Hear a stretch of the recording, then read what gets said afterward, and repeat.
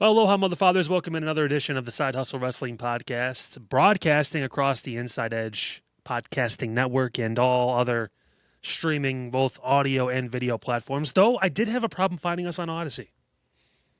Oh, Yeah, didn't pop up. And when I actually, this is cool because we've been around long enough now.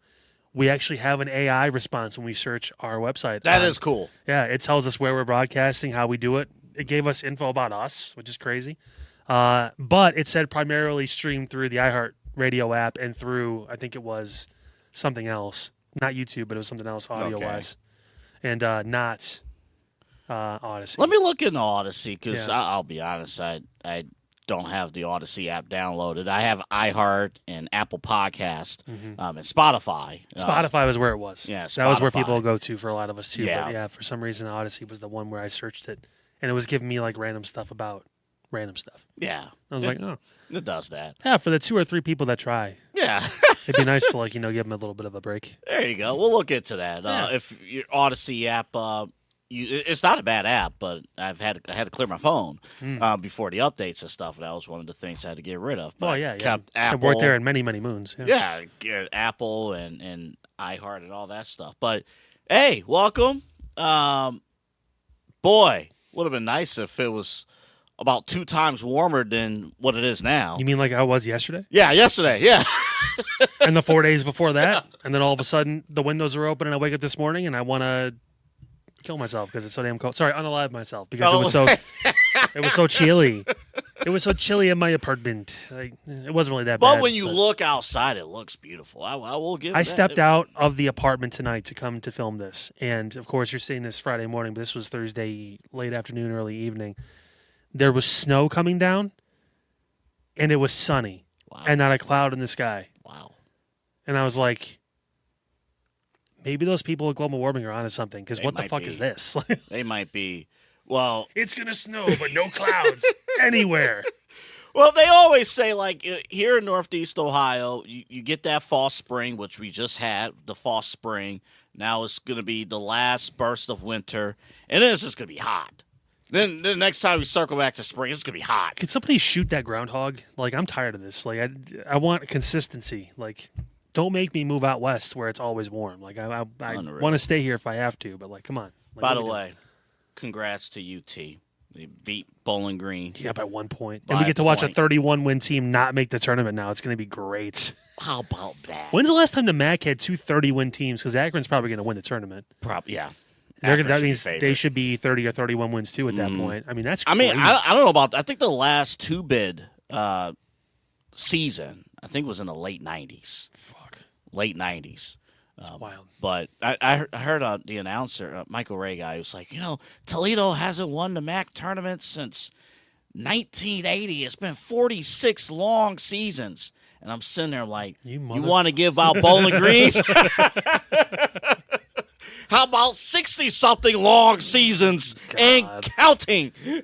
I also don't like the setup of that, too. Like, a team goes 31-0 in the regular season, has 1 4-point hiccup in a quarterfinal tournament, and they possibly won't make it or be one of the last 4 in. You know what's going to happen, right? Insane. Have you seen some of the other mid-major conferences with, like, crazy-looking brackets where, like, you have, like, 12 teams that make it, but the top seed doesn't play until the semifinals? Yeah. And it's like game 1, game 2 winner. Oh, yeah, Game 3. It's wonk. Just watch. The Mid-American Conference is going to do something like that tell next some of year. these schools, like in the Big Ten or the SEC or whatever it is, the schools that Miami tried to schedule when they were told no, Yeah. like nut up and play some of these guys. Because Miami was a 25-win team last year. I They were a good team last year, too. It's like, what the fuck? I do think because of the grace that I think Miami's going to get in. They might have to play in the first 4. They though. will. But it's in Dayton, so I guess that's not too bad. Yeah, and then they probably play a 5 seed if they win that match. So they probably honestly would prefer that rather than being a 16 and having to play, or a 15 and playing a 1 or a 2. You know what? But who else is in that bubble? Auburn. Face Auburn. How about that? That would be something. it'd be What would Bruce proving Pearl say about that? All right, let's talk some wrestling because we had a lot of stuff go down in wrestling. Again, you can follow us on those platforms. None of them have changed. That's where you can find us through all of those platforms: Facebook, YouTube, TikTok, Instagram is where we are located throughout the week. Mm-hmm. And we just talked about this. We'll look into Odyssey. We're going to look into Three Odyssey. of those four are very reliable for you to find us. We'll look into Odyssey. But Apple Podcasts, iHeartRadio, Spotify, you can like and subscribe, download our stuff so you get every single new episode of the Side Hustle Wrestling Podcast. And we'll look into Odyssey. I think we're in Odyssey. The fan station, the one we have here in town for Cleveland, I listen to periodically once in a while just because I like hearing them bitch about Brown stuff because it's funny to me.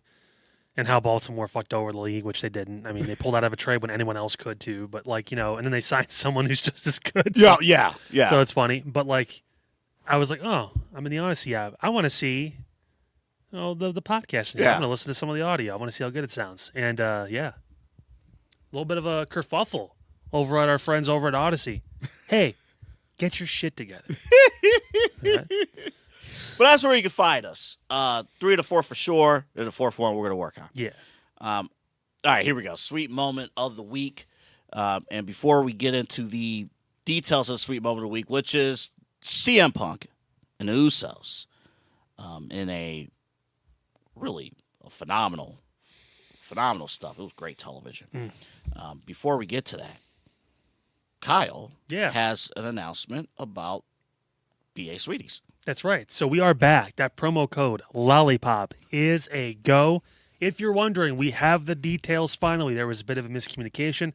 We're going to take the fall for that. It's no big deal. The good news is you can take advantage of that promo code, Lollipop, when you go. Here's how it works. You get that cart full of stuff because Easter is like their Super Bowl. It's like their WrestleMania. It's that time of year. Everyone's going there buying in bulk. They're getting all the stuff for the Easter baskets. They're doing Easter egg hunts. They're doing all the crazy stuff with all the candy. Or you just enjoy BA Sweeties and like to go a lot anyway and spend some money there. For every $40 you spend, you get $5 off. If you're wondering about percentages, that's about 12.5% off on your purchase. That's not a bad deal. 12, that's some good math. 12 plus percent. Pete totally did that before we started. But nevertheless... That's some good math. Whoever came up with that. He just woke up. Sometimes he falls asleep. He's like, oh, yeah, me. Or he's texting his phone. Hi, honey, what's for dinner? You know what's not for dinner? BA Sweeties. Eat dinner first, but then have dessert from BA Sweeties because it is that damn good. $5 off your $40 or more purchase. Take advantage of that deal, especially now when you're going there. Maybe you only go a couple times a year, and this is usually one of those times where you stock up on some stuff. Take advantage of that deal. Get some money off, and Set Aside Also Wrestling Podcast sent you. And remember, it is an in-store promotion only. At checkout, you got to mention Lollipop. And now if they don't say it, you have our permission to put on the Kane mask like he did during his speech the other day and chokeslam someone through a table. And then take it off and proceed with the rest of the announcement. That was a wild video. That was. Roxanne! You can put on the red light. The one thing I've noticed too, when people walk into the store, even if they've had a rough day, whatever it is, you can see, because we were right here in the front, we could see people walk in. As soon as they walk through those doors, the expression changes. Yeah, it does. Immediately. Their eyes open up. They're like, oh, my whoa, goodness. Look at this place. I mean, the kids are always excited. Oh, Even the parents are like, I got to take my kids to the kid. They're like, oh, this is actually kind of cool. I love seeing that expression just change with everyone when they walk through. For sure. Yeah, so it's, it's all about the experience here. We've got that. We've got the train set up with the amusement park ride, which is a tribute to an old park that used to be in Cleveland called Euclid Beach Park, closed in '69. But it's got all these little rides, miniature rides, and you can hit a button, and these rides start moving and making carnival noises, and it's just really cool. We just added another wall of old candy boxes. Some are from the 20s, and we have a whole. It's the largest candy store in North America, over 75 years of business. And when you walk in, I'm not even joking. There's no such thing really as just walking in, picking up something, and leaving. You're going to stick around. And you're going to stick around because you're going to like the smell of the place, first off. And then all the stuff they have to offer, you're going to love. You're going to love. Listen, I'm about to go there here in the next few weeks. I'm taking advantage of the promo code, and we're going to answer the age-old question, can Kyle buy $40+ worth of popcorn? The answer is most likely yes. I will sell them out of Buffalo Ranch. It is that good. I got to get the Buffalo Ranch. The cheddar one was good enough for me. That was good enough for me. But, yeah, I got to get the Buffalo Ranch and stuff. Actually, what's cool about that place, too, and Tom talked to us about this when we've been out there, if you want to prank your friends, get some of the nasty stuff they have there, too. And this is how cool this business is. 99% of businesses don't want to tell you, like, oh, we have products that are nasty, that are not good. Tom, on our airwaves, was like, dude, we have crazy stuff here. Oh, the toenail fungus soda. They've got, again, you love your sour stuff, but, like, the sour racha, we've had that, obviously, on the program before. Yeah. Like, there's some stuff that will, turn your stomach and make your face go, ugh. But, I mean, it's definitely worth it to have a good time and to enjoy it. And, again, a lot of it's nostalgic, too. Even for us. Yeah, it is. Yeah, it is. And we talk about it all the time. If you've never had my favorite is the sodas out of the glass bottles. If you've never had sugar cane flavored drinks, like that ingredient, it's a world's difference when you're drinking and consuming your soda or pops. And it's really cool. They give you like a little container. You can put 6 of them in there, whatever it is, mix and match. You can do different ones. You can try different flavors. Maybe you do want to try toenail fungus. You can throw that in there too. And you can put in 5 really good flavors. You could. Now, when CM Punk told the Usos, hey, try the toenail fungus, he immediately got drop kicked. No, that's not what happened on Monday. No, it's not. This was, again, I had the reacts for it. I said it before. This was probably one of, if not the best Raws of the year so far.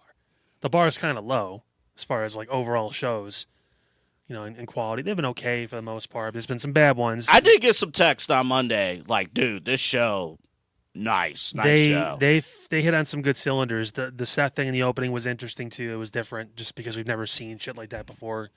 It's everyone's running in circles. I love how he broke it down.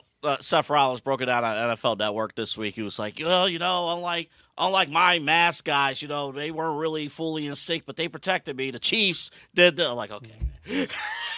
Leave it to Seth to make references on NFL Network. He's spent more time on TV there than he has in wrestling in the past 2 years. But nevertheless, those darn injuries. But told you, NFL Network analyst, main event WrestleMania. Yeah. Remember when we thought, like, hey, how are they going to do this? Yeah. Because Roman's going to miss a week here, that stuff like that, week there. He's going to miss a few. He's only going to appear maybe a handful of times, if that, before WrestleMania, because they don't want to use all of his dates right away. Like, they're finding a way. Bringing the Usos in. They opened the show, obviously, with all the Vision crap or whatever it was and worked through it, and then they closed the show with Punk in this ring. And this was the best Jay has looked since the yeeting shit started. Like, in my opinion. Like, it was controlled emotion. You could tell he was actually emotional about it because he did talk shit about their family. I didn't know how deep this went for Punk. How close he was to the Samoans. He was getting trained and learning from them way back in Philadelphia when he first started. Mm-hmm. Like, that's like a long time ago. Like 30 years, whatever it was. Like, that's interesting, and he puts you in perspective a little bit more about why this is a story. So I give him a lot of credit for referencing that. Jimmy, I said it in the reacts too. You could sell me right now on Jimmy versus Punk as the main event. That was how good he looked. That's how respect looks, and that's how someone who's calculated and can cut a promo looks. Like, that was really good. If only they learned more than 2 moves, like, then that'd be perfect. Yeah. But like, the demeanor, the seriousness from Jim, all that stuff too, serious but not like too, like, it was great. You felt respect as a viewer when Jimmy was talking. Mm-hmm. Like, he had the presence of, all right, everybody shut up and listen to what I have to say without yelling, right? Yeah. Like, he let Jay go crazy and go his back and forth, apologize, like all that stuff, and then say I'm sorry. And Jimmy was like, say sorry. Hold on, and then came at it from the rational point. Like, I thought the big takeaway, on top of everything you said, and I thought your reaction, you had all the notes to add to it. I thought, man, you kind of, remember 6 years ago when the whole bloodline stuff started and Roman Reigns identified Jay as the, like, you're the guy, like, you're the next go-to. Yeah.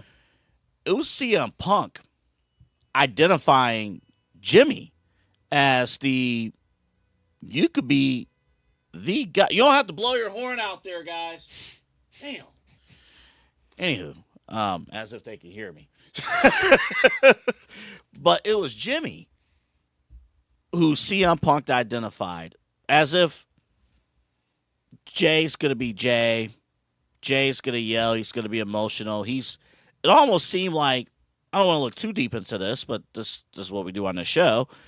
It almost seemed like CM Punk looked at Jimmy and said, Jay might be a loss. We can't save him, but you have the understanding of the bigger picture of what's going on. No, Jimmy's the older twin. By like 10 minutes or whatever it was. Yeah. So, I mean, like, and he's normally been the guy who's listened. Mm-hmm. You know, he's blind in his faith. He'll still follow Roman to the ends of the earth or whatever it is, but like he's the one that always gets pleaded to because Jay is so emotional. Well, the crazy thing about the dynamic of the Usos, Jimmy is usually the first one. He's understanding, but he's usually the first one to strike. He was for a while, yeah. When the family First gets one to after kick it. Sammy, first one to just to, I forget find that everything. to be very interesting. Yeah. That he is that, and that character development is very, very consistent. Now, what made this also work, because let's be clear about the main event WrestleMania scene. At this current moment, you have technically 4 baby faces in your two championship main events of WrestleMania as of right now. Yeah. To get that crowd in Seattle, correct? Yeah. To get that crowd in Seattle to chant, say sorry. Right?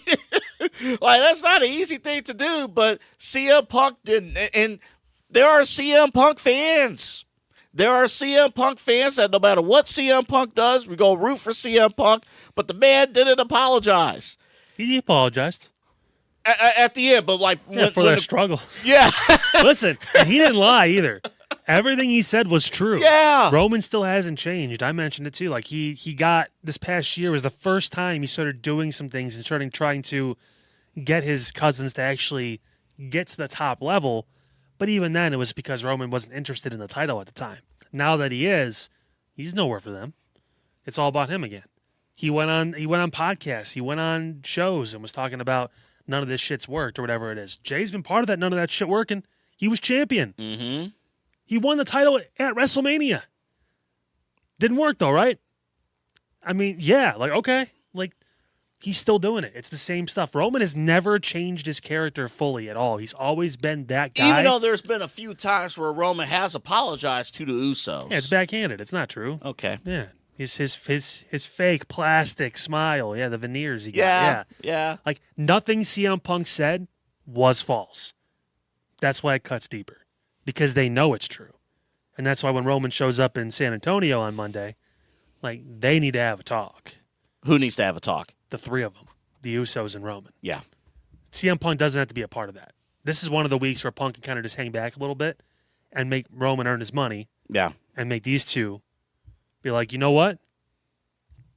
He ain't wrong, Oos. You know, you have been like this, and just because you've been okay a little bit recently doesn't mean I'm doing Jay when he comes out after eating for a half hour. And then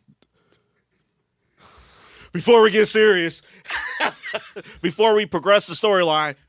And Knight's looking around like, what the fuck? Dude? You see, this is the stuff I'm talking about right here. That's why I never apologize to you, because you're not taking it serious. Yeah.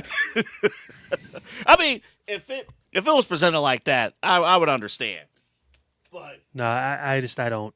Like, it's their turn next week. It is. Punk can, honestly, he doesn't even really have to be there. Like, he will because he's going to every show, but, like, he doesn't have to go. Right. He'll also go because AJ's going to. This could have. I see your point though. This could have been one of those offsetting weeks where it's Roman and the Usos having to get on the same page. Well, Roman's going to tell him, I don't care what he said. I don't care what you guys say. Stay out of my way or some shit. Like, he's going to be Roman. He's got to prove to everyone that he can do it on his own because he hasn't. We talked about that last week. He hasn't. Not since the big dog days, and we don't like to look at those. So Never existed. Tribal Chief Roman Reigns has never been able to win a championship on his own. What makes CM Punk different from everybody else on the microphone? Because I'm just thinking about, like, in the grand scheme of things, CM Punk, yeah, he said what he said, but he has a way to, and this is across the board. I'm not just talking about last Monday, but I'm talking about when he was talking with Roman or any of his feuds in the past. Even if the story is flat, he has a way, his tone, his presentation of the delivery of the story, he has a way of pissing off opponents solely based on his delivery of the promo. It's the confidence that he has in himself, which I think probably expunges into real life too. It's an extension of yourself, so to speak, just turned up. We hear that for all the great characters in wrestling, but then also the fact that he's earned the way to be able to tell the truth. He can cut promos like that. There's been times where Cody, truthful promos about certain people, Cena, those kind of guys, those top level guys that we kind of also throw in the echelon of like some of the best talkers, earn their way to being able to say kind of whatever they want. He can swear multiple times on Netflix. Nobody else can, though. But Punk can. He can go out there and say son of a bitch, and he can say all this stuff or whatever it is, and have no one. So can Roman. Like, there's a level of when you earn it, you can say it. And then when you can say it and you've earned it, you're good. Like, you can go for as long as we need you to. So he's had that open mic, essentially, in any company he's worked for 20 years now, essentially, to say pretty much whatever he wants. And because of his history from his first WWE run of, and anybody can tell you who's worked at WWE, dude was an ass. The first go around. Oh, again, he was younger too, and some people love him. Like, if you ask Kofi Kingston about him, he'll probably say he was one of the best humans I've ever met, and he was genuine and all that stuff. And then if he didn't like something, he said something about it. Yeah. How many people do you work with nowadays that hide shit and don't say things and don't talk and speak up to either their coworkers or management or whatever it is when they don't like something? Now it's almost common courtesy or it's common acceptance to be like, just okay and just whatever and not say anything. I mean, it's an example in the broader scheme of your entire life to just be open and honest about shit. Just be like, hey, yeah, I did this, whatever, or that happened, or that person's doing this, I don't like that, or just going to them and saying something about it, as opposed to just like kind of like, whatever, or I'm not going to say anything because I don't want to ruffle any feathers. It's like, yeah, fucking pluck the turkey. Like, why not? I know it's March, but you know what? Fuck it. Pull that bitch. I do want to give kudos. I mean, that was pretty good. I do that from time to time. Yeah, I do want to give kudos to and one other quick acknowledgement too, and my apologies for not grabbing her name. Raw has a new writer, a new lead creative writer, a female. Because Road Dogg's out. Oh yeah, Road Dogg. Oh, he'll be missed. I have to. Oh, you didn't know? I have. Well, you better tell somebody that I need my 401k. Yep. But I have to come down on our boy Eric Bischoff real quick. Oh, did he get mad about it? I didn't see the video, but he had a video premiere, and the heading was why Tony Khan should sign Road Dogg. You know what? Honestly, listen. Don't do it. Don't do it. The only way when you're here, listen, when you're here, the only way you can go is here, unless you just keep digging deeper. I don't think that would necessarily be a negative move for AEW. He'll plateau and peak at it, but I think the question is, are they going to respect him enough to listen? Hell no. Don't even bother. Because you cultivated a culture there where it's like Tony's word's God anyway. So it's like whatever he wants to do, we're going to do. I have all these meetings with all these people during the week, and the writing team and the creative team usually like rotates and fluctuates. I have different meetings with different people. It's like, okay, so you're trying to Vince it, is what you're saying. You like playing with all of your toys, and you don't have anyone that actually gives you real solid input that you take. You still have a vision of what you want to do, and they're kind of just there just to spit shit at you. And if they happen to say something, you'll still take it and fuck with it and make it your own. And it just won't be consistent from episode to episode. No, because your mind's going to change. That's the old Vince. Well, Vince, when he was younger, though, the thing was, it was all he did was this. Tony's got to do stuff with the Jaguars. He's got stuff overseas in London with the soccer club, whatever it is. They're getting a new stadium down in Jacksonville. Yeah, he got to do so many different things and so many different responsibilities. Whereas Vince, the reason why he could do it for as long as he did, relatively well until the 2010s is when it started to really go downhill, it was all he did for decades and decades and decades. It's like that's what it was. He lived it. He breathed it. I'm at every show. I'm the only one that's at every show. Okay, Tony. You've done it for 6 years. Poorly. For probably the majority of that. So I have to mention something. But this is our sweet moment of the week, by the way. CM Punk and the Usos, all involved, including the new writer. I believe her name's Amanda. I'll get her name. But they have a new writer over on Raw. Amanda Bynes. Probably Amanda Bynes. If it is Amanda Bynes, you did a great job. Who's going to watch the Amanda Show? Mondays on Netflix at 8 o'clock. Amanda Show. For the encore, Drake and Josh will come on shortly after. Remember, the discount code, as Kyle mentioned, Lollipop, in-store only at BA Sweeties. Discount code so good you're going to want to lick it. Promo code Lollipop. And remember, it applies if you order, what is it, $40 or more? If you order for $40, you spend that, you get $5 off. Okay. Yep. I did not put this in the rundown. This will be brief, but since you mentioned, I will put in a sour moment of the week real quick. I told you last night, I got cheap cable again. This is, Sling TV. Cheap. You're slinging that dong again on the TV. Oh, yeah. Cheap cable to get through the spring and summer. Cause how much do you pay a month for that? I pay. Well, I had to get that's 60. Fuck. 60. Nope, I'm good. 60. But I'm gonna pull back. I have to do some more studying. But this is just for the month. Yeah. Because then I'm paying 20 for the Cavs, and then I'm gonna pay 20 for the Guardians when the regular season starts. You gotta maneuver. You gotta study. Well, that'll be the cost of a third base ticket by the time they get to August. So. Ain't that the truth? So, yeah, go Yankees. boy, truer words have never been spoken on this show. I have to briefly mention a sour moment of the week.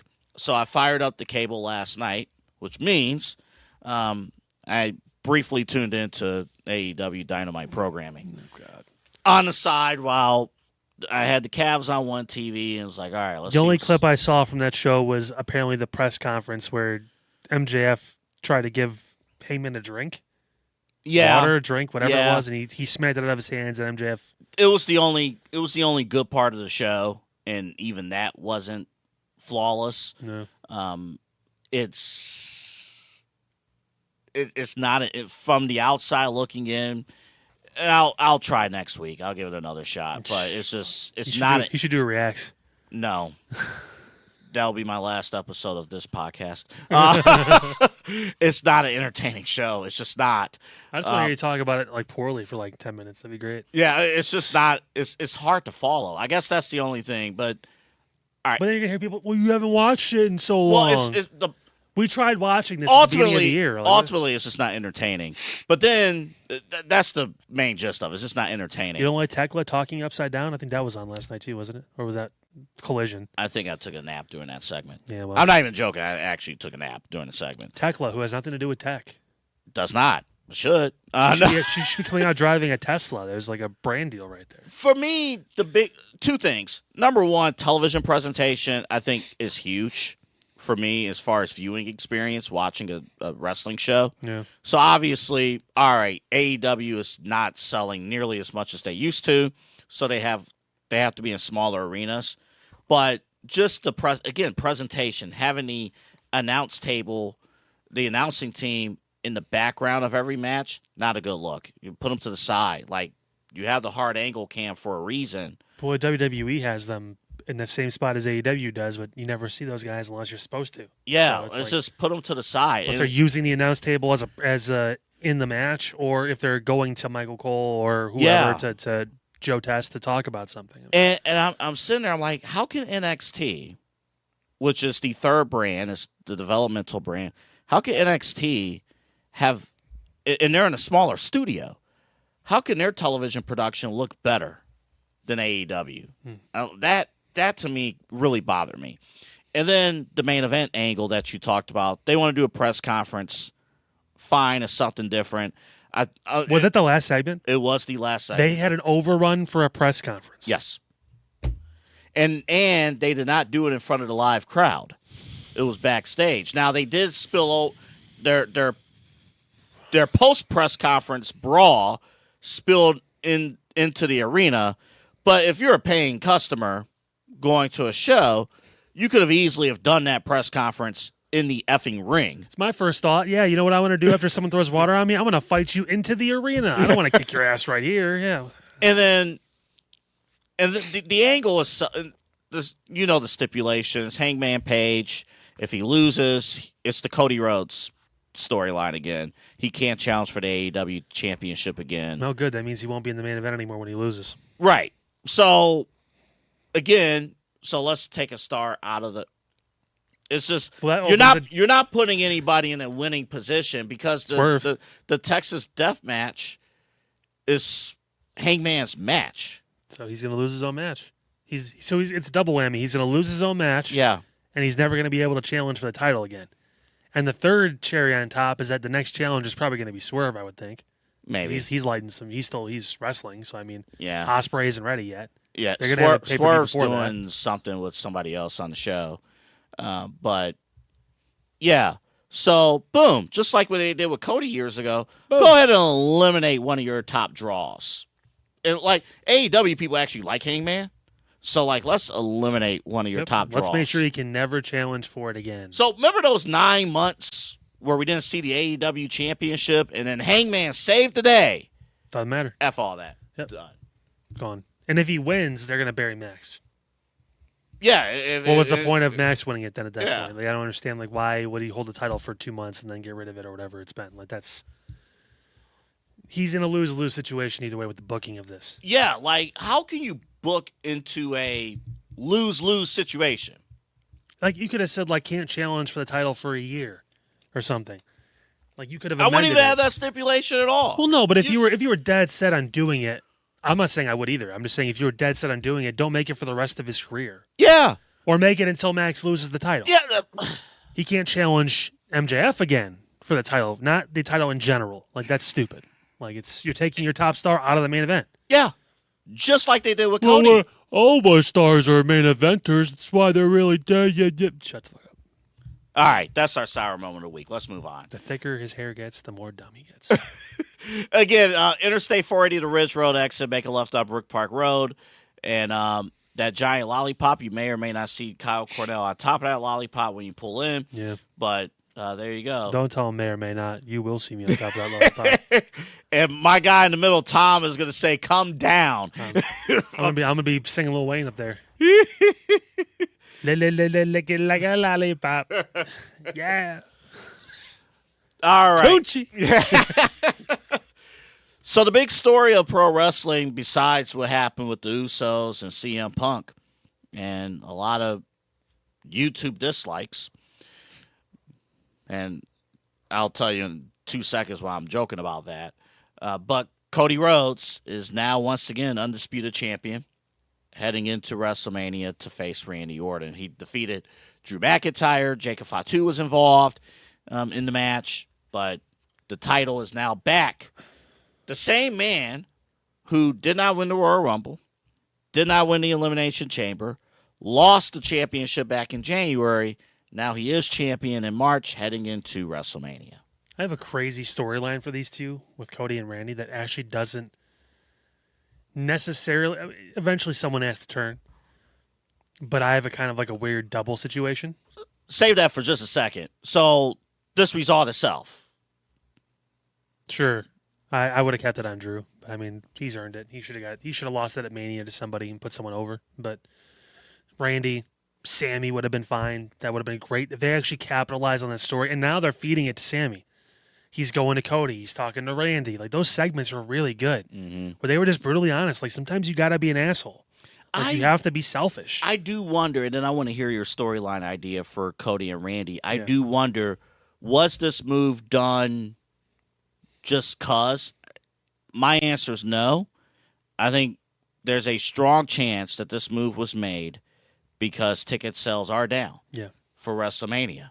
They're afraid Drew wasn't going to bring as much as Randy and Cody would if it was Drew and Cody or Drew and Orton or whatever. So if that's the case, does this move come off as a panic move? If my story came true, it wouldn't. All right, let's hear it. You're a big watcher of NXT, right? Yes. There's a new group that formed down there, huh? Yes, sir. What's the name of that group? It is the second generation. Remind me. Oh, the Birthright. The Birthright. Yeah. It's crazy how both these guys in this match are second and third generation stars. Huh? Yeah. By the way, kudos William Regal and Finley.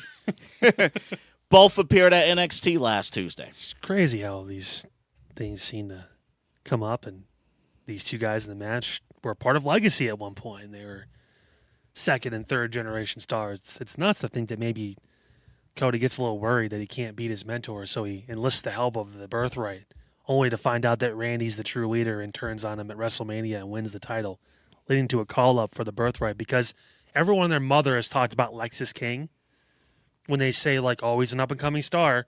Any of those Cody, what do you want to talk about podcasts, whether it's Randy, whether it's been Cody, whether it's been anyone, one of my favorite guys is Lexis King. He's really got it.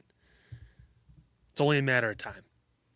And the main event scene in NXT is a little kind of backlogged now because you've got Ethan Page and Ricky Saints doing their crazy shit back and forth. You know, Joe Hendry's kind of locked into that spot for a while, I would think.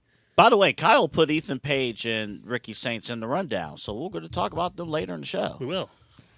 They would not be a part of this, but this is a way to get those guys up. I mean, Charlie Dempsey's been down there for almost as long as Tony D'Angelo has, so it's about time. And he was the one who turned this past Tuesday. They've got a group. Stax is in there, too. He looks good. Ariana Grace is Santino's daughter or whatever it is. So there's the tie into second generation. It's only fitting that somehow they worked their way into this, possibly by being recruited secretly by Randy, but they go to Cody and say, we can help you, that kind of stuff. It'd be a great way to get them on TV, and it's a great way not to turn either of these guys for a little bit. You can play that story up for a few weeks because you only have a month or so. And then there could be a huge thing when they come out. Cody's like, you know, I did what I had to do. Sammy could even be in the back. Like, what the fuck are you doing? Why would you do that to Randy? Like, you talked about taking chances, and you have the moment. You're in the moment. You're in the main event. Why do you need these people? And then Sammy gets attacked, that kind of stuff. Like, there's a story you can build off of this, and at the end, it's Randy. So I'll be honest about, I don't hate that. Actually, I would prefer any quality story over. It's different. I know. I agree. Not the simple Randy's all of a sudden just going to turn on him, or Cody's going to get jealous. I would prefer any high quality story over the, we're two of the best guys on SmackDown. Hey, while we're at it, why don't we get some new stars over, too? Like, if everyone loves Lexis King so much, get him to the fucking main roster. Let's go. He's not going for the NXT title anytime soon. No. So let's put him in this spot with guys that could actually get the rub off, and maybe he can do something on the main roster in 2 to 3 years. And honestly, I'll say this. The Birthright down at NXT just alone, and it may be just the stories that they're involved with. They don't grab me right now. They'll grab you if they get involved in one of them. It's probably going to be one of the main events of WrestleMania. You're right. It shouldn't. I think Rhea and Jade should be night one, but they're leaning towards this now, obviously. Ticket sales, whatever. But it's a different idea. It's the way you push it. And what that would do, I think a lot of people have a misconception of the whole purpose of WrestleMania. Yes, WrestleMania is the Super Bowl, build it up. That's it. That's the end of stories, it. That kind of stuff, yeah. You do have to create excitement for post-WrestleMania. You do have to, okay, if I'll go back to the Raw story for just a second. If, who knows what's going to happen with Punk and Roman? I couldn't tell you who's going to win that match. Probably Roman. But let's say Punk wins and not Roman. Well, then what? Then I don't know if you're able to build up the Jimmy.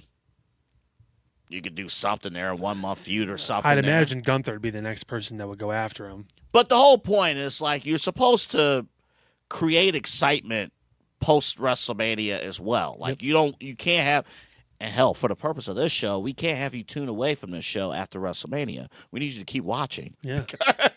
And the build's been shit. Besides now the Roman and Punk thing's been pretty good. We don't know what's happening we know the women's matches. Rhea and Jade. The promos sucked on Friday. They weren't that good. It all seems hollow. If you don't think it's scripted at this point, and you don't think that their social media wasn't planned, you're kind of dumb. They need to keep the rest of their build to social media. Yeah, it's where it's been working. It's one of those things where it's the immovable force versus the whatever. Do the build on social media. while Monday Night Raw's going on. Yeah, Unstoppable Force versus Immovable Object. It's these two titans of the women's division. You have to do it while there's other WWE programming on the air. Or like, NXT. Wait a minute. What did Jade say today? Kevin Owens was cutting promos in his car, and it was some of the best TV we've seen. I mean, that's like when he was having the whole stuff with the management and Sammy and all that again and all. The birthright getting involved in this. It's different, and it wouldn't be the first time that Randy made a group to try and supplement his goals of becoming champion and breaking records. He can admit that SmackDown after. Like, listen. He'll probably be on Raw, honestly. They'll probably do. They'll load that show up. Yeah. But I had to do what I had to do. Cody, it wasn't personal. I mean, it kind of was, but no, seriously. Like I have goals. I have ambition. I want to get this. This is my 17, 18. They're important to me. And he will win number 15. Yeah. If he. Yeah. Here's the tricky thing about Orton. I think almost every one of us wants to see Randy Orton. Especially if you're around back in the day. You want to see Randy Orton turn heel. But the problem, though, with him turning heel, you can't have him turn heel and be cool because we'll cheer for that. So these birthright guys... Oh, they'll take the heat. They'll make it bad. Like, people are still going to sing and cheer for Randy, and he'll soak it up because he's good at taking it in as a heel, too. But the birthright guys will bring him back down to, like, fuck you, we hate you guys. I think that's where they will really help. Stacks is hateable. Like that hell yeah. He's just, Yeah. And give him a name. Just call him not Stacks, for fuck's sake. He doesn't pass the name test. That's the big thing. Mm-hmm. Ariana Grace passes the name test. Yep. Like, Lexis King can pass the name test. Like, there's certain things that can. You know, even Charlie Dempsey isn't bad. Yeah, but Grace is very hateable. Just give her a microphone. Yeah, you'll hate her. It's great. Yeah, you'll hate her. But, like, it'll be easier if Randy turns and has this group because then Cody, and we said this, his best work has been in the chase. Mm-hmm. He'll have to chase Randy in the group. Sammy will have to chase him in the group. Jacob Fatu will have to chase Randy in the group. And then to add on to it, so you saw Fit Finley and William Regal on the show on NXT. So imagine... those guys trying to talk to Randy, they get RKO'd. Like different. And, of course, we know Regal can cut legendary promos when put in that position when he has. It's kind of like Mick Foley in those, like, we need you to cut something legendary once every blue moon. Boom, you got something there. And, yeah, I think those guys on SmackDown, they could carry the summer. It's a 3-hour show. Dude, they could carry the summer. You need time to fill. And Ova's probably going to Raw. And here's the other thing. Because I was just thinking about this. Who on the main roster are true heels? Just period. Gunther. Drew McIntyre. Yeah. Logan Paul. Yeah. That's really it. If I'm not even joking. Like on the men's roster, heels that can draw, yeah. Like I'm not talking tweeners. I'm talking heels that can draw. Roman's still technically a heel, but they've played into the tweener stuff the past year. So, but now this is going to be, how does he talk to his cousins on Monday? We'll find out. Well, he's going to say something to him. He's going to say something. Like, fans are still going to cheer for him. Still, but I'm talking about legitimate, clear cut. Yeah. There's only 3 people that we can identify at this moment that are like you got to take them seriously. If the Drew run taught us anything, it's that we've been fiending for a real good heel champion again. Roman in his run for 4 years, whatever it was a good heel champion, even though he stopped showing up halfway through. Like, this is Randy wants to do this. He wants to be around. Either Raw or SmackDown I believe has to have a dominant heel.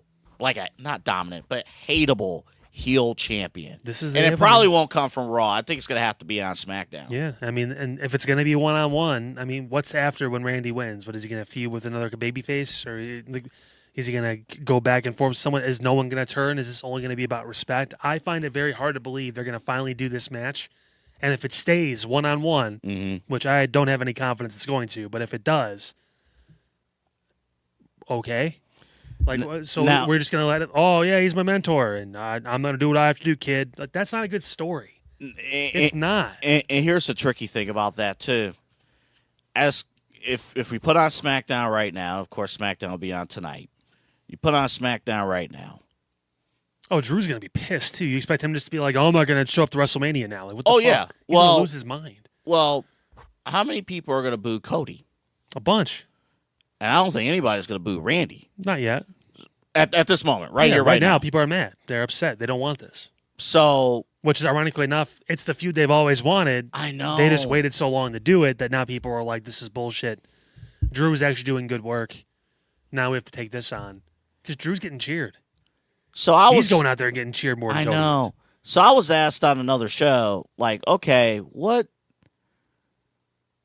did Triple H go wrong and the writing team go wrong with this? I guess to answer the question. Triple H, I hate to say, Triple H actually listened to the fans earlier on. And I guess listened to his talent when he put the belt on Drew. If the whole plan from the onset was Cody and Orton at WrestleMania, if you go all the way back, was it a good idea at all to put the title on Drew at all? Now, the original plan, depending on the source, they wanted to make the title, Drew and Cody wanted to make the title switch all the way back at WrestlePalooza. Yeah. I don't know if I buy that, but let's just say that that's true. Now, if that's true, then that's several months ago. That would have been enough time. That would have probably gave, a 6-month title reign for Drew McIntyre. So, like, at this point, if Cody would have got it back, all right, cool, there's some time. All right, here we go. We're locked in, ready to go. And probably the Jey Uso reign. Right. He would have had that. But Drew only got the strap for a month and a half. That's why, I think the obvious thing they're going to do with this is you're going to probably see a 5-man match or something like that. There's no way they're going to stick to one-on-one. And if they do, there better be a story there. Otherwise, no one's going to want to see it. Because they have a reason to make a match between these two, or between Cody and Orton and Drew and Sammy and Jacob. Yeah, Jacob, yeah. They have a reason to throw all 5 of them in a match. Will they, though? I would do, which has, I don't think, ever been done before. If you're going to do that, a world title gauntlet at WrestleMania. Do something different. And then have Cody have to start. Congrats, you're the champion. Guess what? Got to beat 4 guys tonight. That'd be wild. Or you can have Sammy start, and it could be the whole story about him trying to overcome stuff, too. Can you imagine the pop if Sammy won that gauntlet? That would be something. Anyone who wins that gauntlet is going to get fucking cheered out of their mind. That's the only way you can do this without turning both of these guys. That would be a way to do it. As long as you don't do the championship scramble. Remember that? No. I'd rather not. There's 3 options. There's as it is, there's turning one of them and having it be a hollow feud, or you can probably do that last idea. But I don't think they're ever going to want to do that, which doesn't make any sense to me. You like having less matches anyway. I wouldn't mind seeing a 45-minute gauntlet match. It would work. Yeah. It's 5 of the biggest stars on the brand, and you don't have to turn anybody. It would work. Because the goal is the same. We're trying to get to the end, and we have to beat 4 other guys to do it. That's perfect. I'm going to pay close attention tonight. I think tonight is going to be like a heat check kind of situation. Do you care if it's Sammy and Drew at Mania in a singles match, or it's Sammy and Jacob, or Drew and Jake? I don't care about that match. I don't want to see it. And I don't want to have a triple threat match between those 3 just to throw it on the fucking card. I don't care. The story has to grab me for me. Right now. Oh, so it turned out that Drew was the person that attacked Jacob 15 months ago. Okay, so they're going to have a singles match? Great. Yeah.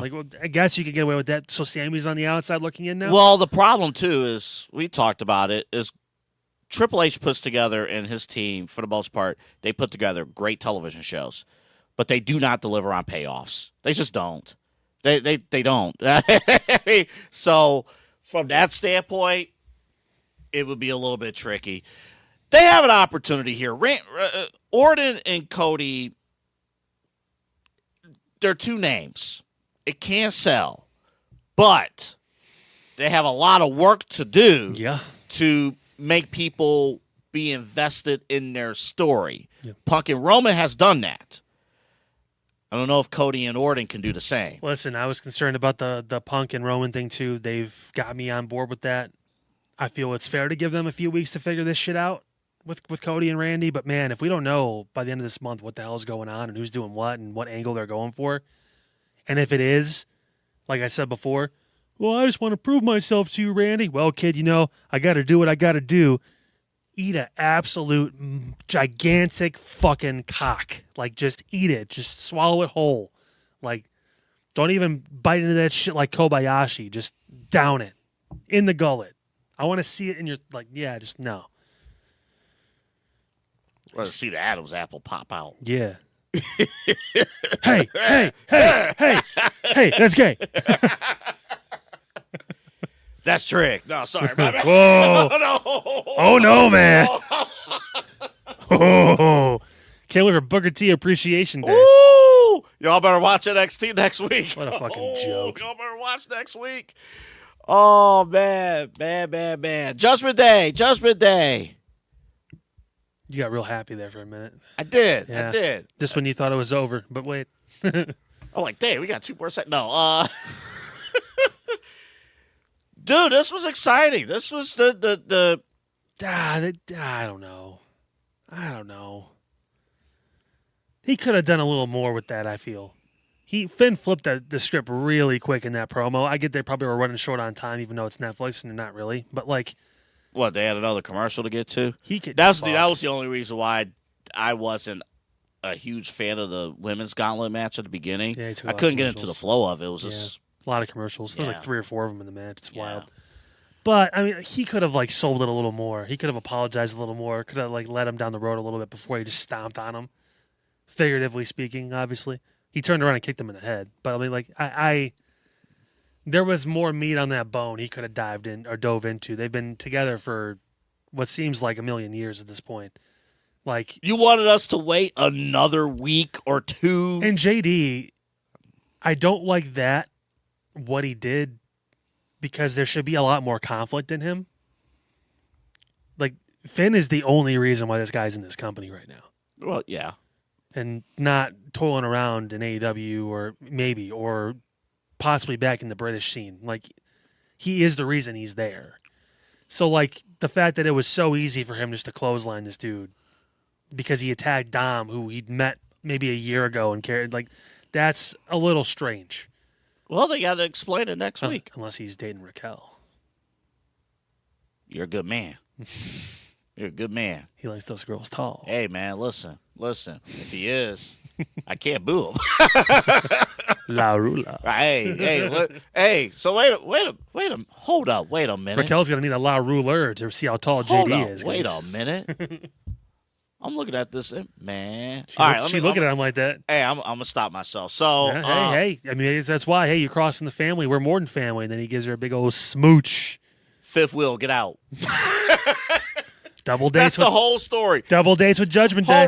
Hold up. The entire premise of the Judgment Day was to get JD and Raquel together. From day 1 of the Judgment Day, we're forming relationships. Hey, if you're the odd man out, Edge, get out. It was honestly, you know what? The social media stuff was pretty funny too. The kicking him out and then everyone had. Swerve also had a role in that because he retweeted Adam Copeland and all that. So. Adam says, it's not good. I loved it. Yeah. Hey, listen, I mean, it gives some excitement. I think we're heading deep into Dom and Finn at WrestleMania. And I imagine we're getting Dom and Finn at WrestleMania. If there's ever a reason to pull them out. Maybe. I would think this is the reason why. Let me address one thing about Dom and Finn. If we're going to get that, and it'll be cool, but if we're going to get that, we haven't seen it in so long, he needs to explain, or WWE needs to explain what that is. I trust they'll be able to do that because that was Triple H and his baby. Finn was doing it before, but like Triple H presented it the best. Well, I think Triple H stopped using that because Vince McMahon destroyed it. Well, he was doing the heartbeat shit on the ground. Yeah, he was doing that. Dumb. It was I think, what was it? The Demon and the Fiend. Yeah, that was a bad match. That was bad. Which we should rest in peace. But he knows that was bad. They didn't do it. I don't think. I think they did Finn versus the Fiend, and they may have done the Demon versus Bray Wyatt. Okay. They never did Fiend versus because that would have been really cool. But like they trotted out the Demon, like they would trot him out on like random episodes of Raw, so Triple H when he came in, it's like, we gonna pipe all that down. Like, we're only gonna use it as so I would like for if it gets to that, explain what that is.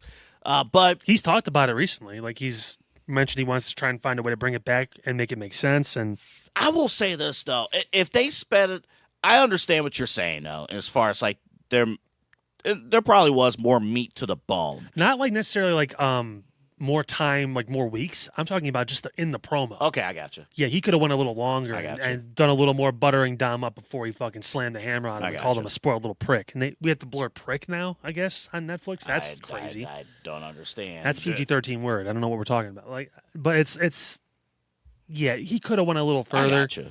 And it would have got Finn even more heat and more. Oh, come on, dude. Oh shit! Like we could have got a little bit more out of that. I guess for me personally, I like the fact they just got right to it. I think now, like it's time. Like, let's get right to it. And with JD, because of his relationship with Finn, it did catch me off guard. It's like, oh, we're on and popping now. Yeah, that was when it. Was Finn wild. Came off, and the way they shot it too, where the focus was just because Liv didn't stop him. Liv let him go. He went into Liv's corner, looked at her, and then turned around, and Liv didn't do anything to him. So what was Liv and Finn's relationship? He was the one that brought her in. He was one member because it was back. Remember the closet thing? The closet and the car. They got in the car together and all that stuff. Like he was. We never got a follow up on that. No. And then he brought in Roxanne to fuck with Liv. And where the hell's Roxanne been? I think she's hurt. I don't know what it is. I think injured. But like she wasn't a part of this. Where is her loyalty going to lie at the end of the day? Is this a chance for Roxanne to turn face and possibly fuck over the Judgment Day? Well, Roxanne's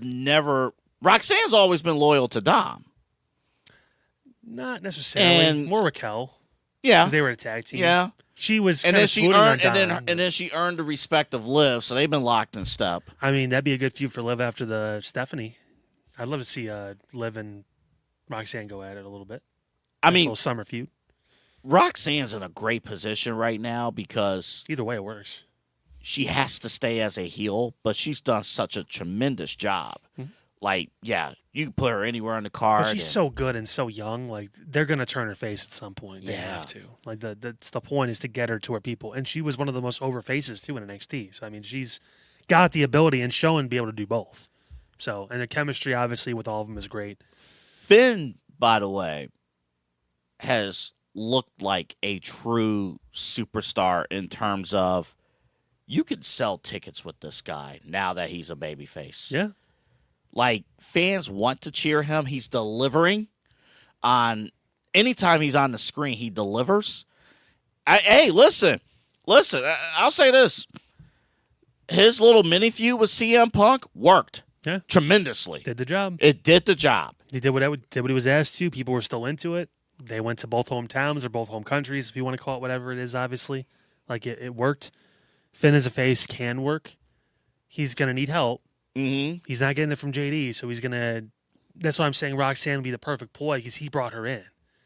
So he brought Liv and Roxanne into this. I don't know if he's gonna want, because the whole premise of the story, he's gonna need backup. Well, the whole premise though is like, you need to do this on your own. You need to do this on your own. Well, with the guys, yes, but with the girls, he could use a little bit of help because he's not gonna sling blade Liv Morgan out of that. He should. I'm kidding. Or does the demon not care about it and is okay with intergender beating the shit out of women? I don't know. Like, we'll find out, I guess. But, like, that's the perfect play. And the fact that Roxanne's not on TV right now gives her a reason to turn on them if the person he'll go to... JD. Well, the person that Finn will go to will probably be Stephanie. I know it won't Actually, you know what would be crazy?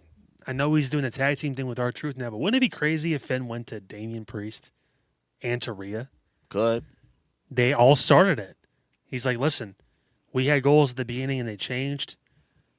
I've changed. I've been through this enough now to know that I made a mistake when we did what we did to you guys. And I don't expect you to forgive me now, but I could really... So will Finn have a straight face when Damian Priest is standing next to R-Truth? No. And then Danhausen's going to come in. Yeah. You should join Mr. Balor, or you are... Cursed. Boy, that's the sad part. He's actually really entertaining. The presentation when he debuted sucked, but since then he's been great. They should have just promoted him, not the crate, just him. Newest signing. Yeah, like and they there was a different way they could have done it. Yeah, the crate thing was Again, it just Hey, too many number times. one in merch sales at WWEshop.com. Well, he's manning the stands out there and telling people to buy his shit or he's going to curse them. That works pretty well. That works a I lot. think John Cena did something similar in 2006. Yeah. Well, so, what you're saying is this, My this shit, man's I'm going gonna to win bury the you. title. You can't see me. I want the Triple H pointing photo. He got it. He got it. He Some did of those get it. demands are coming out pretty good. He did. Hey. I He's got want T-shirt boys. You got that now? I want to be in. Put me in the Hall of Fame. I want to pick my own. You know he's gonna show up. You know he's gonna be there.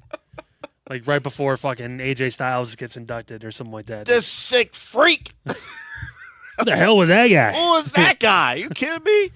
Hey, you know what? I'll say this: every person in the Judgment Day, in or out now, they're on fire right now, and it's on them to knock this out of the park. But we're gonna have.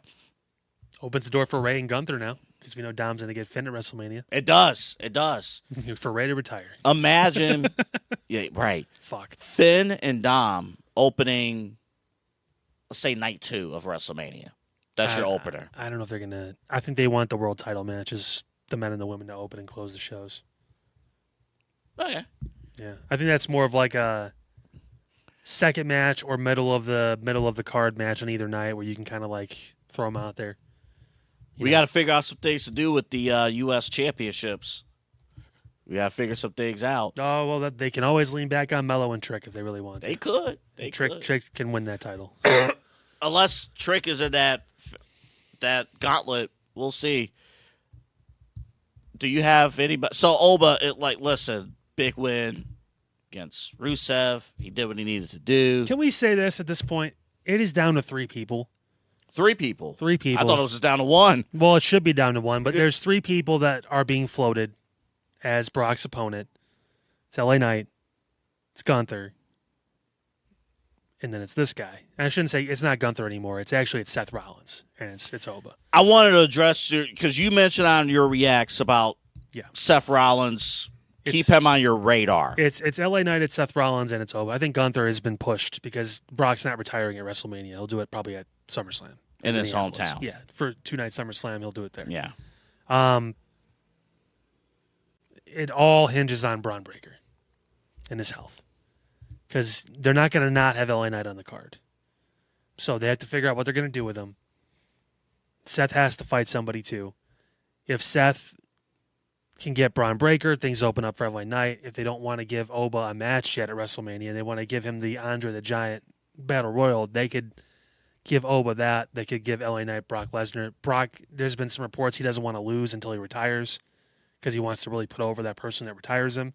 I think him and Paul Heyman, that's a joint Yeah, which is dumb. pitch. I told you, I think he should face Oba and he should get handled because that will show weakness and Gunther will jump on that. Yeah. But if that's the plan, then this match shouldn't happen because Oba should not lose at WrestleMania. you can't have Oba lose to Brock Lesnar. Yeah, that cannot happen. No. So if that's the plan that they're going with, like Brock and Paul Heyman, Brock Lesnar can't lose until his retirement match, then do not have this match. Then Oba's going to be standing next to a trophy you could probably pick up with one pinky. Yeah, right. Yeah. Then you know what? Pivot to Oba and Seth Rollins. Pivot. Yeah. Pivot. Yeah. Just have your masked men, whatever, circle. And because I guess there is a story there. And again, Brock will be on the show next week. There is, as you mentioned, because I thought about it, I'm like, yeah, you're right. There is a story there. How could Brock Lesnar show up without Paul Heyman? That's his guy. And who took him out? They built that story as hey, if Braun really can't go to defend Paul Heyman and defend the Vision, okay, we can pivot to Seth and Brock because they have a story. History. They technically set up 2 guys then. Yeah. They set up Seth Rollins and then, of course, LA Knight. Yeah. I mean, we never found out. I kind of wanted to hear where LA Knight dropped off Paul Heyman. Was it at a local medical facility? Yeah, there was.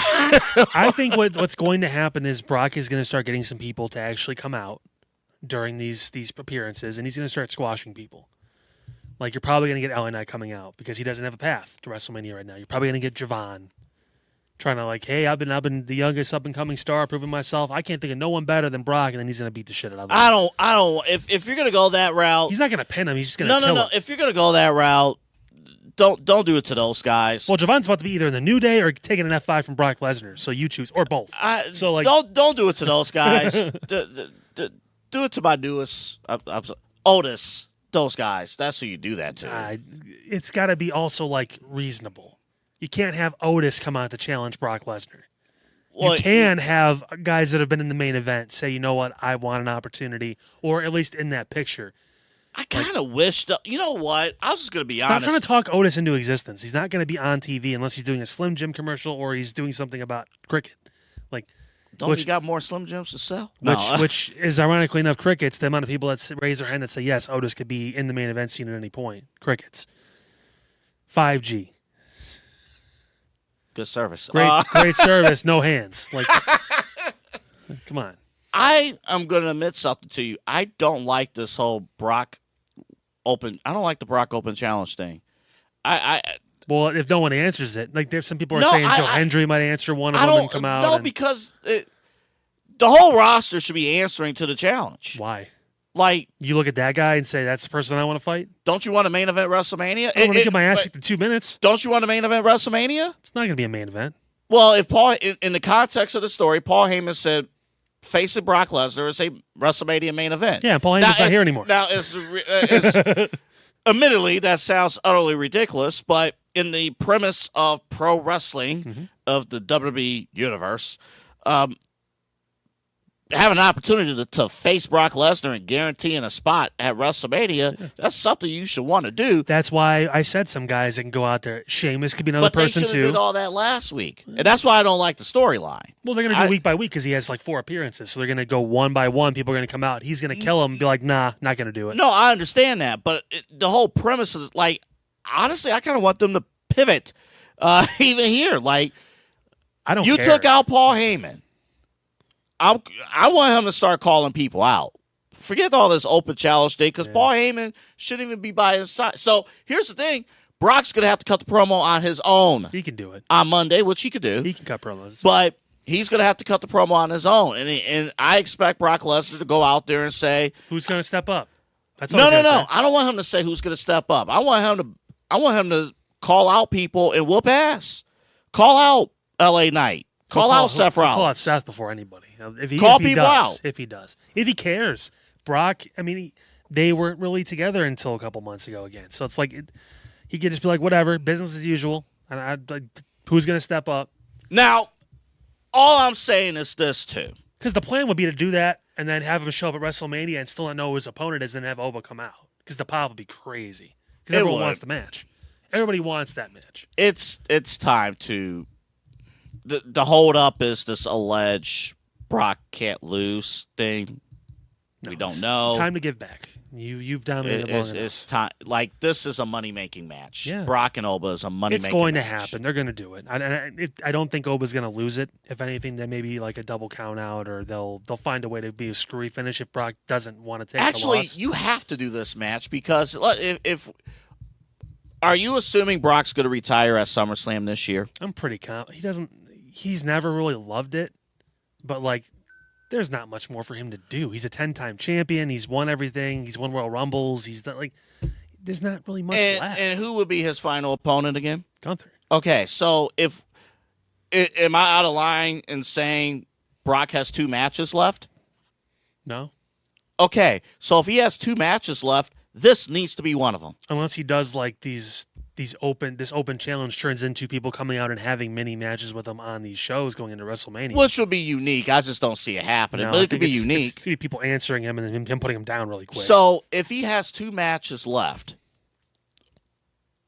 this needs to be one of them in the story. Well, there's also the possibility that Oba's the one to retire him too at SummerSlam, and it's not Gunther. Let me flip over one other thing then we're running over. We got a break. Yeah. So Seth Rollins versus Logan Paul. Is that off the table? Is that not a good enough because they're going to singles match? They're going to get tag title shots against the Usos. Austin Theory and Logan Paul are. I want, because I guess a theory. An Austin Theory. Was that Paul Heyman was injured, so basically he was removed from the Vision storyline completely. God. No, because Seth's still around. and he's still doing stuff. So they'll pay it off in some way when Braun comes back, whether it's post or pre WrestleMania, post whatever. They'll find a way to put a cap on that. One story other somehow. thing too, and Bronson too. Whenever he gets healed up. One other thing. We've done the last couple years of I'm fighting for Paul Heyman. I'm fighting for Paul Heyman. He's a Hall of Famer. He's a legend. He's just a manager. That's enough. No, he's not. He's a mind. It's enough fighting for Paul Heyman. He's the key to the main event. Look at the guys he's represented. I get that, but the rest Brock, of the decade plus. Roman was champion for 4 years. Punk was champion for 400 days. I get all that, but all these guys are all grown men too. Yeah, so they can fight for themselves. That was the whole reason for Braun. I'm 28, 27. I want the keys of the kingdom. He's the guy that's going to be able to unlock that door for me. Then when the door's open, I can kick his ass out. But he's got to unlock the door first. I understand that. I get that. In due time. But that's enough of fighting for Paul Heyman. I've had enough of fighting for Paul Heyman. You better get used to it because that motherfucker's going to be on TV until he dies. And then no. I'm cool with Paul Heyman being on television. I'm not dismissing that. They're all going to fight for him then. What is he going to just show up and just be like, hey? That's what he does. This man jumps from storyline to storyline like nobody's business. He's a storyline jumper. Yeah. So if he's a hoe, why are we fighting for him? You don't fight for a hoe. You don't. Because then she ain't going to be a hoe no mo.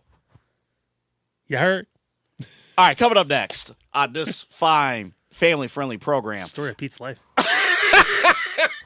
He loved his hoe until she wasn't his hoe. Ooh. No mo. No more. All right, so we know a few of the matches. And, Post a picture of Pete kissing a garden hoe and a meme here. Coming up next. What happened to my hoe? So we're including not only the confirmed matches, but matches we think will be on the card as well. But what match are you most looking forward to and least looking forward to for WrestleMania 42? We'll talk about that in a bit. And these two are in the rundown. I'm so excited to talk about this. I don't even know where Kyle is going to go with this or wants me to go with this, but we're going to talk Ricky Saints and Ethan Page. It might be based on what I said on my NXT reacts. It totally is. We'll talk about that coming up on the other side. We'll be back in just a moment. The one thing I've noticed too, like when people walk into the store, like even if they've had a rough day, whatever, as you can see, like because we're right here in the front, we can see people walk in. As soon as they walk through those doors, the expression changes. Yeah, it does. Immediately. Their eyes open up. They're like, oh my whoa, goodness. Look at this place. I mean, the kids are always excited. Oh, But even the parents are like, I got to take my kids to the kid. They're like, oh, this is actually kind of cool. I love seeing that expression just change with everyone when they walk through. For sure. Yeah, so it's, I mean, it's all about the experience here. You know, we've got that. We've got the train set up with the amusement park ride, which is a tribute to an old park that used to be in Cleveland called Euclid Beach Park, closed in '69. But it's got all these little rides, miniature rides, and you can hit a button, and these rides start moving and making carnival noises, and it's just really cool. We just added another wall of old candy boxes. Some are from like the 20s, and we have a whole wall of them now. Small business owners are superheroes, but nowadays running your business means doing so inside your shop and on social media. That's why you should make Omega Video Marketing your sidekick. With a decade of content creation experience, I create dynamic, informative, and fun videos for your specific social needs that will increase brand awareness, get you more followers, and keep your social pages and websites current and fresh. I offer flexible pricing and turn times and will work with you to understand your brand and your story. All of that comes from the heart. My award-winning expertise is just the cherry on top. So let's get connected. After all, your brand is the alpha and my expertise is the omega. Omega Video Marketing, you gotta make it happen. Meg actually just put out a new story that she was working on. What was it about? It was about people that were moving to Cleveland because they saw opportunities and they fell in love with the city and all that. She did a piece on that. It's actually up on her social medias right now. There you go. Yeah, I'm sure she filmed it when it was like 70-something degrees outside. She's a smart person, so I'm assuming yes. Yeah.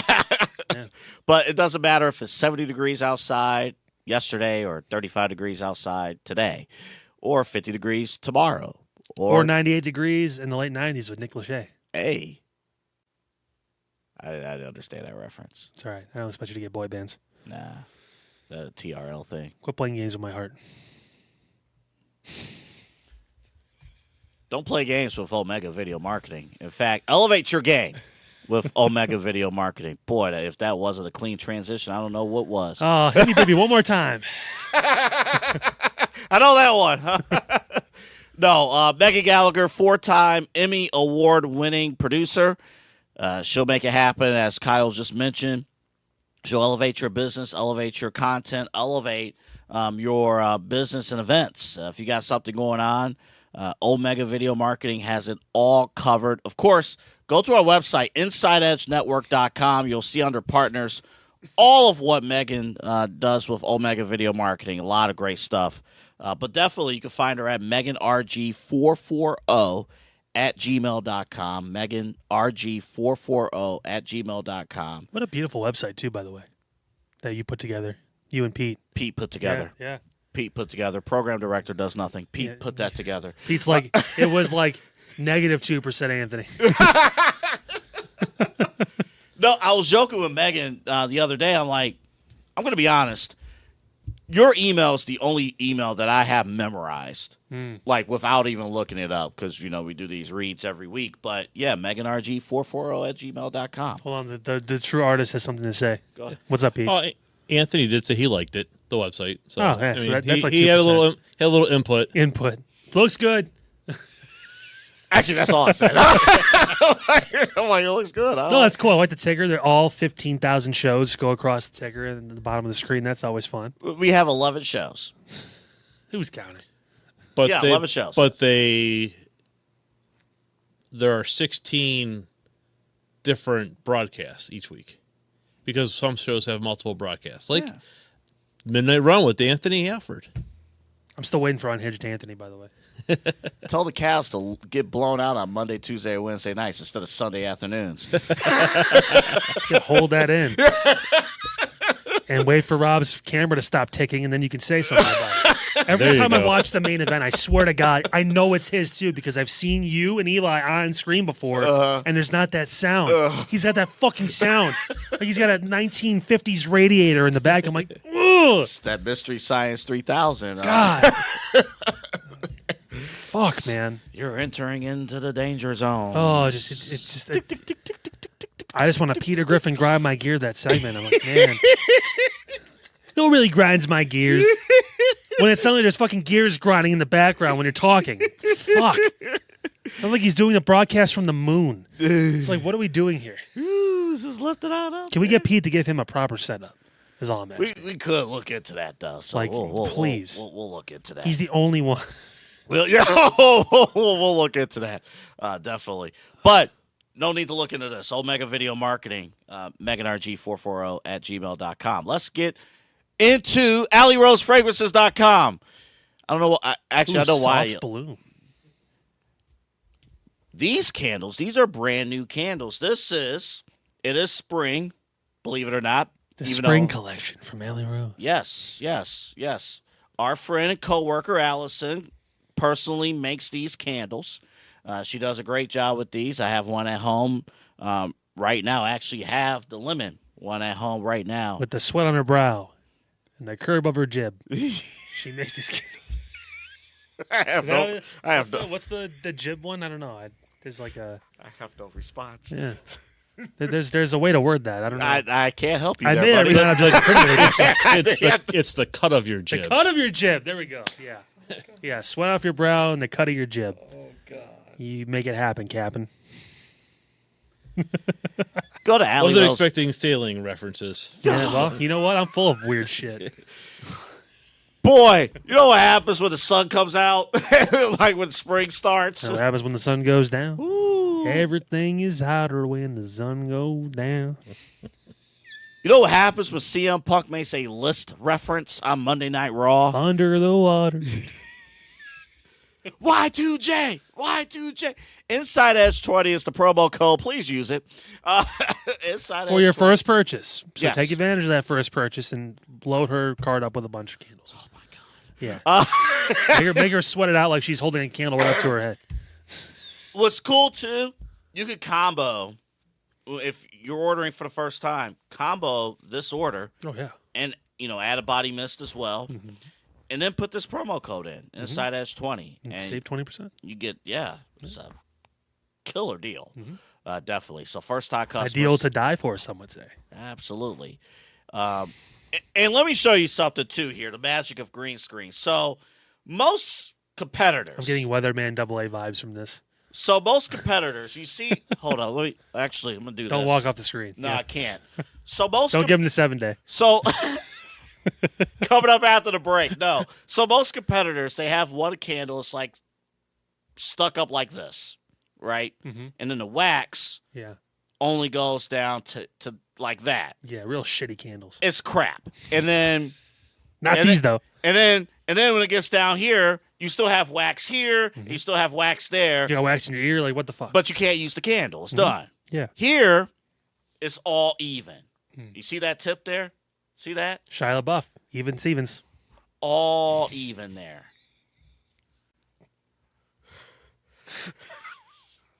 Do it! Do it! Do it! Use the promo code. Here's the 7-day.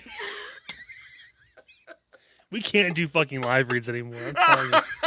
And you know what? About 90% of it's my fault. So I'll put the hand up. All Bob does sports it up. Hands up. It's on me. Oh, God. Oh.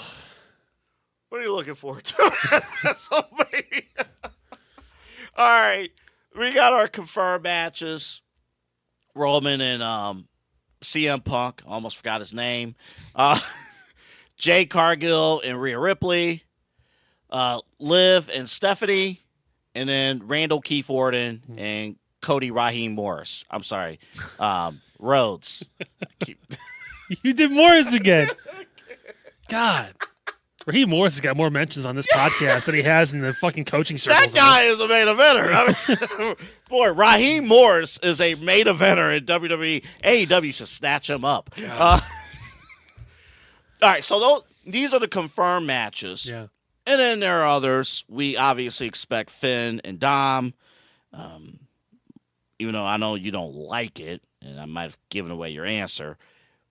Io and Asuka is probably going to be on the card. Oh, boy, if that's official, that's going to suck. That's going to be on the card. Well, Io's going to bring it. And then not going to be enough. She almost, I thought she got her nose broken when Io did that dive. Oh, yeah. I was like, please, please, please. Yeah. Tell me she's missing WrestleMania, please. Pivot. This guy should have finished the job.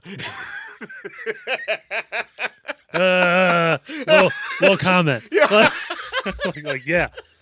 You know what? She fucking should have. God. Retire. Go to the Hall of Fame. She could be the other person that goes in There there. you go. She used to go to WrestleMania. She could dance all around the stage and freak out AJ Styles. All right, so the match I'm looking at this moment, for me, I'll give you a boring answer, but it's Punk and Roman at this point. But I'll tell you what, you kind of sold me on a potential gauntlet match She's so on the cool. SmackDown side if that ever happened. So cool. And it's worth the main event. Not whatever bullshit story you're going to tell with neither of these guys turning until And Mania. honestly, because I said on this show a few weeks ago, because I heard plans of, Drew's going to go into WrestleMania, they're going to do the 5-way. I'm like, come on. But now that you kind of hot potato the championship, now you can kind of do it. You know, because, again, Cody lost in the Elimination Chamber. He's still the champion. I think the whole point of that, too, then should be we're going to do the gauntlet, but Randy comes out last. Yeah. That's your You reward. could do matches, too, to, Yeah. like, have your spot, right? Sure. Yeah, whatever. On SmackDown. Fill 3 hours. Yeah, fuck. But right now, I'm going to say the confirmed match for me that I'm least looking forward to is probably Rhea and Jade. Yeah. It's because it's all a social media feud. Maybe when they get in that ring, two physical, talents, it'll be something different. I don't know. Jade really hasn't had chemistry with anybody when it's come to working. That's why Bianca, we thought, could work really well because of her strength and because they were together for a long time, and she would play to what Jade wants to do. I don't think Rhea gives a fuck. I think she's like, I'm the biggest star in the company, woman-wise. Like, we're going to do what I say. I think Rhea's going to work hard, and I think Jade understands, like, this is her opportunity because she hasn't had many. Jade is the one where you could make the case of, boy, house shows would help because they never have her defend the title. Is it too late to get Io into this match? I don't think she's needed. I like it. Because I know Rhea and Io can work. I don't know if Jade and Rhea can work by themselves. I don't know. Well, I know Rhea's going to bring it. That's not the problem. Jade is still green when it comes to work in the ring and even on the mic, dude. She's bad. Like on the mic, she's pretty bad. Like she looks great. I like her on the microphone. Well, I know you like looking at her on the microphone, but then she opens her mouth and says words. And I like the words too. Yeah. I like the Words kind of words. suck, man. Like, But, the well- promos are bad. well, When's the it last has time to- she cut a good promo? Well, it's she drops insults, right? Like that's what she does.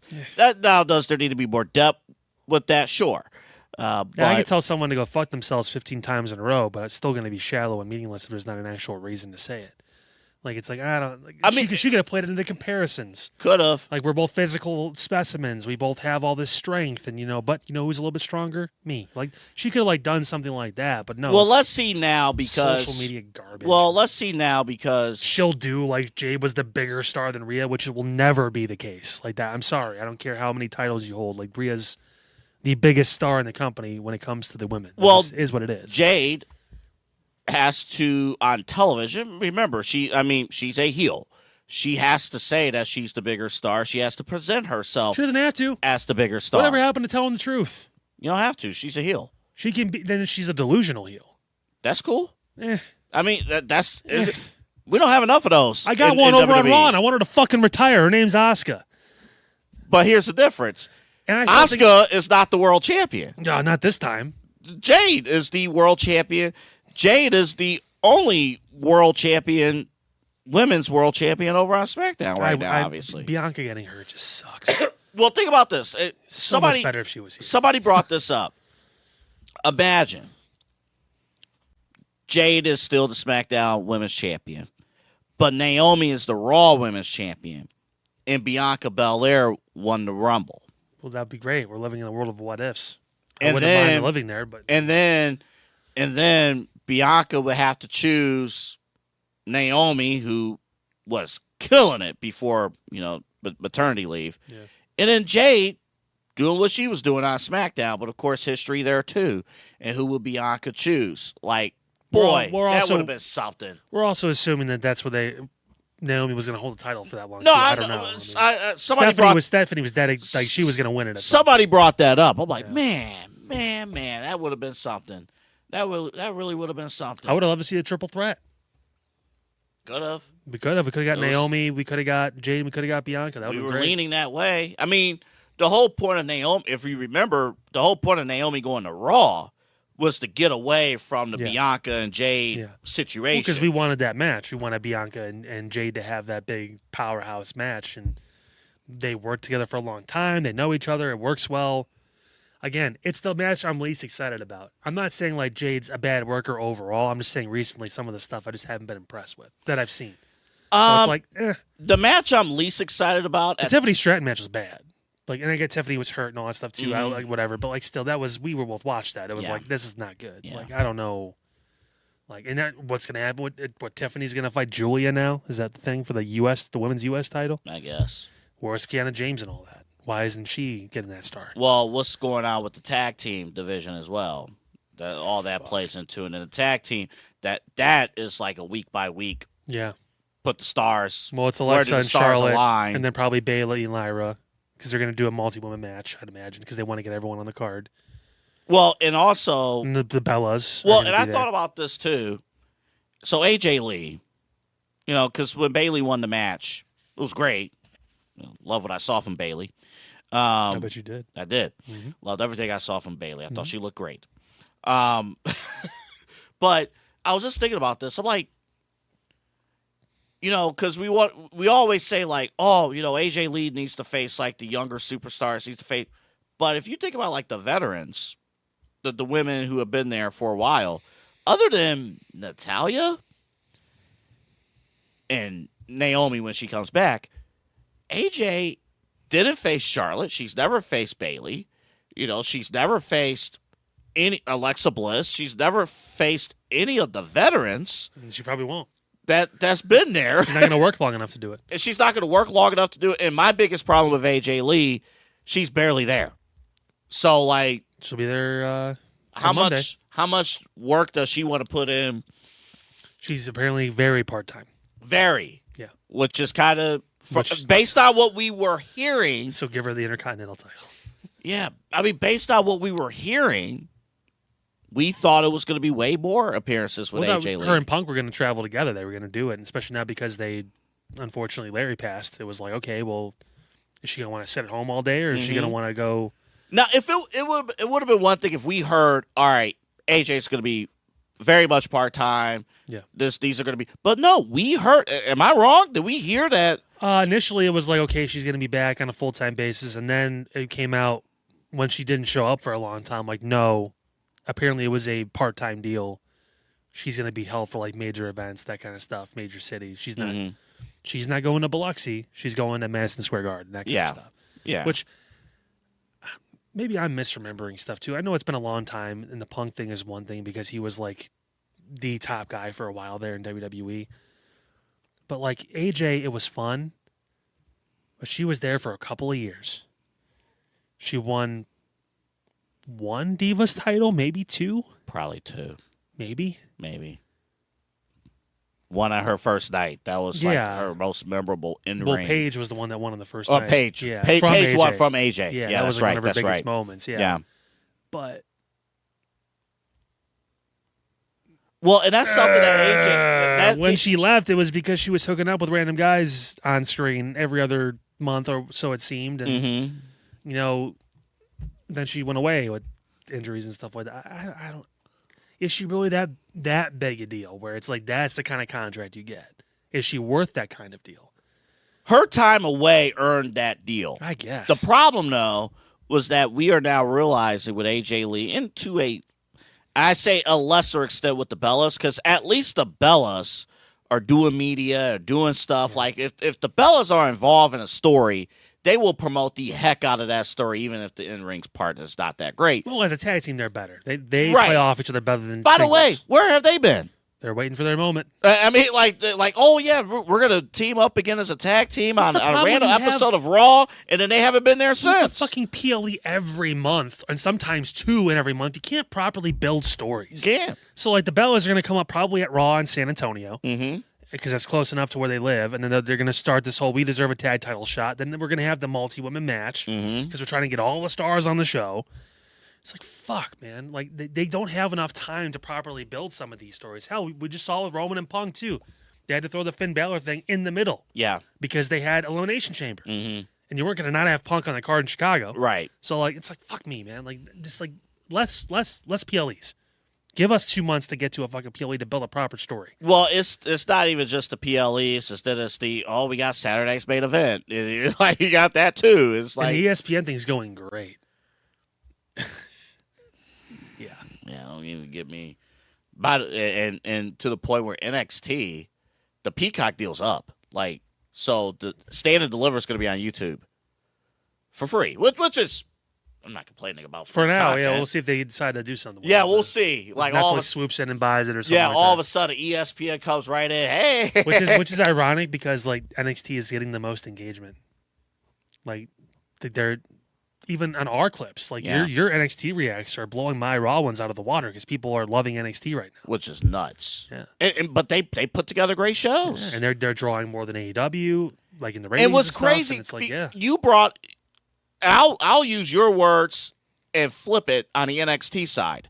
So NXT, almost every 2 or 3 weeks, has like special episodes where they load up with a championship match. Now, on one hand, you could say, well, the stories aren't really that much in depth in if you just have like 2 weeks of build up and then a title match. But my goodness, So Ruka and JC Jane and then Zarya, like that's been So Ruka and Zarya. That's been a feud. Really, the build up to the turn for almost a year, pretty much. And they're going to build that episode up, and that's going to lead it to Stand and Deliver. It's like when you watch NXT, you know every single week something important is going to happen. Yeah. And you don't get that feel every week from any other wrestling show on television. And that includes Raw and SmackDown. There are some weeks where, like, you watch an episode of Raw, like, oh, it's a decent episode. But even when we're putting the show together, it's like, oh, what actually happened? And it's not a popular thing to say now because we're in WrestleMania season, but we all know. We've seen it. Yeah. So I guess to answer this question, for me, least looking forward to at the moment, I'm going to say Stephanie Vicari and Liv Morgan, not because of them individually, but as of right now, it's the weakest story at the moment, even though they've had standout moments. And I don't blame them. I'm more interested in what's going to happen within the fabric of Judgment Day as opposed to Liv facing Stephanie. It feels like a branch instead of the base of the tree. Right. And I'm just answering the question. I don't even it'll not be a even good match. Right. They're both really good wrestlers. It's going to be it's going to be a great match. I think it's going to be a great feud, but at this moment right now on March 13th, that's how I feel at the moment. Yeah. But if you look at a match that is currently not on the card, Io and Asuka's going to need some more juice. I'm not going to hate it. I'm going to get up and get juice and not watch the match. I'm going to take a lap around my apartment. It just needs a little bit Feed more the cat, juice. Change the litter box. I'll find wash a way to dishes. Be busy. Yeah, I'll find a way to be cook busy. dinner. Honestly, I might just take like a nice little half-hour break ski. Orton and Punk, or not Orton and Punk. Orton and Cody. Yeah, let's see what happens. SmackDown's going to be huge. All right, what did you want to ask me about this? This is our final segment of the show here. Ricky Saints and Ethan Page. Yeah, I was curious.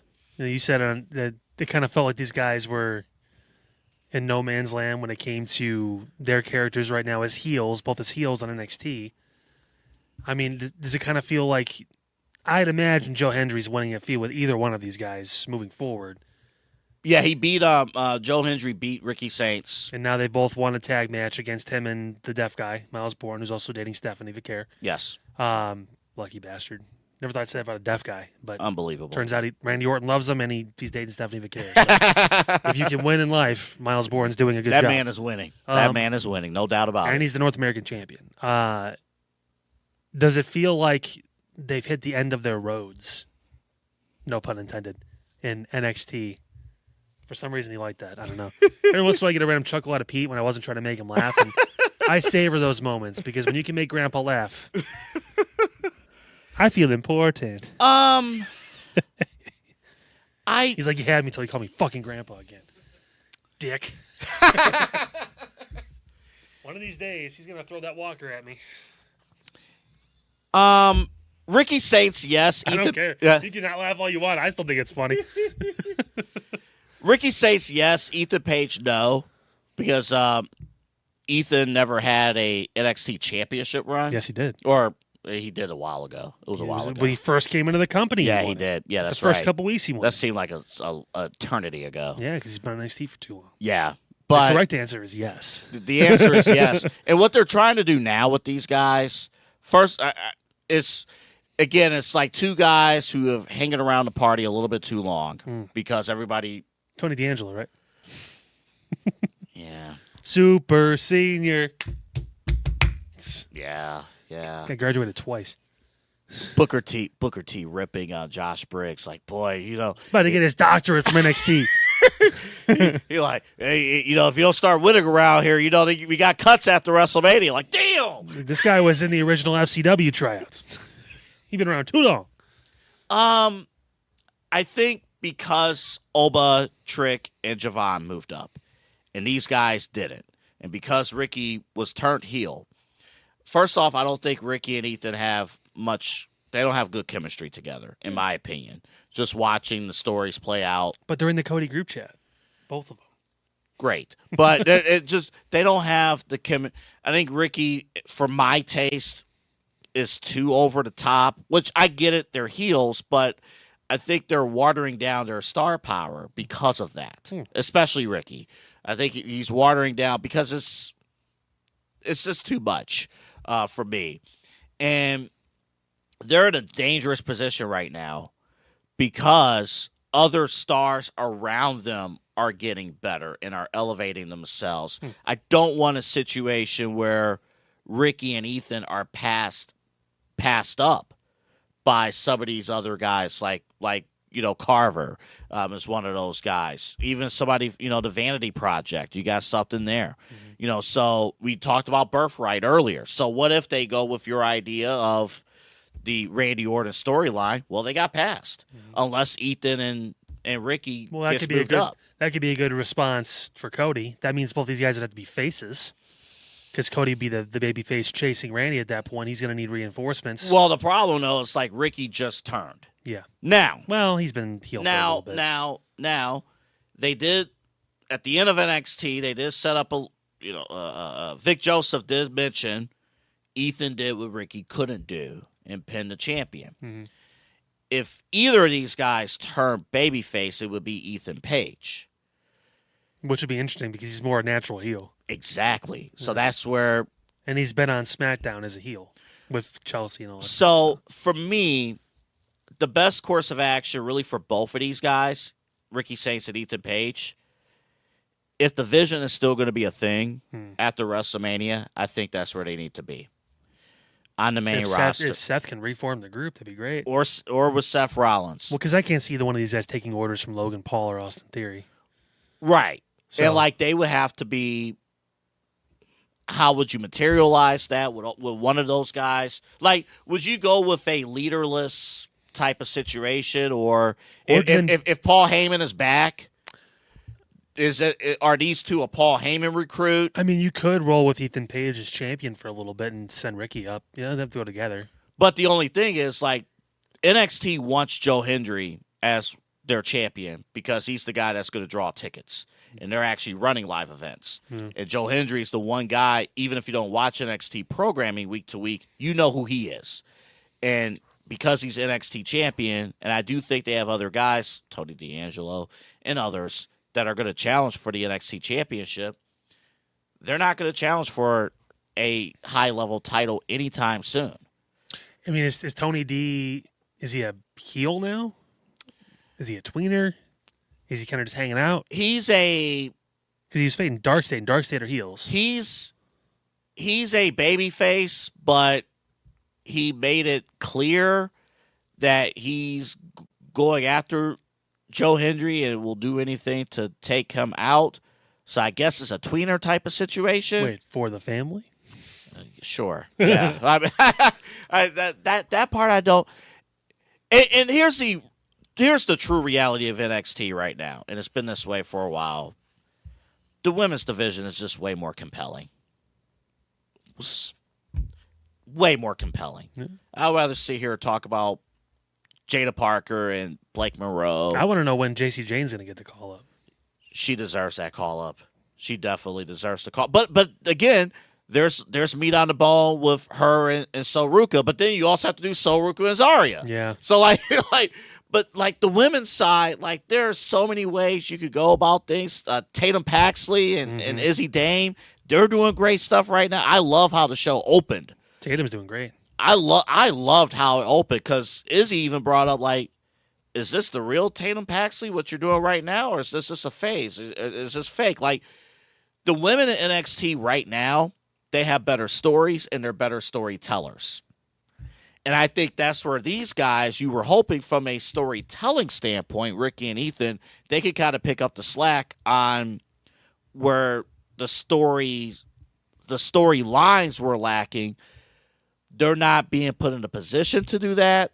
And because of where they're at and the way they're being presented, their star power is decreasing week to week, in my opinion. I think for those who don't watch NXT week to week, you may think what I'm saying is absolutely crazy. And that's why if you move them up, all right, they're back on track. But you just want them to have that opportunity. Yeah, and they'll make way for more people because there's plenty of guys in the wings waiting. Mm-hmm. And they got a Wednesday show. They got all this other. That's the only thing with NXT. It's most of last year they were doing stuff with like Evolve and then TNA. Well, stuff Evolve like is going that. to get what the Vanity Project dude is going to go to NXT full time now. Mm-hmm. Jackson Drake, whatever his name is, he's going to be probably someone they look at, and then Kendall Gray Yeah. is going over now. She's another woman they're going to throw into the mix. Yep. So like, yeah, they just keep freaking reloading, man. It's crazy. It's crazy, but these two, Ricky and Ethan, are both phenomenal talents. I don't want them to be lost in the shuffle, and I feel like in the last 3 months, really since the start of the year, I have concerns. Got to phase out the old heads. Let's get these guys up. Yeah, Come let's on. get them up. Get them up. New network sponsor, by the way, and our show sponsor too, W Energy. W Energy, you know what they do. They listen. Since I do like 3,000 shows apparently on this network, I got to keep the energy up and still be able to perform at the daytime job. I can't believe you can put together like sentences at this point. How many shows have you done? We're recording this Thursday evening. Well, for me, this is it. Until Sunday. He gets to take a breath Yeah. until he wants to put another show in there.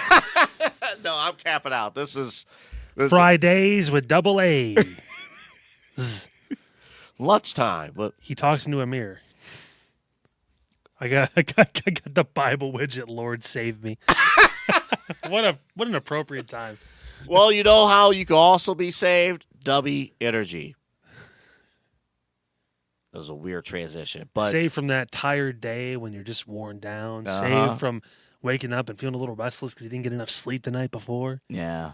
Save from that annoying coworker who just won't stop yapping your ear off like yum yum yum yum yum yum yum. I need a rundown. Yum yum yum yum. Especially on Slack. Been running your Slack thing up nonstop. If you're done giving yourself slack when it comes to not getting enough sleep and not having enough energy, do yourself a favor.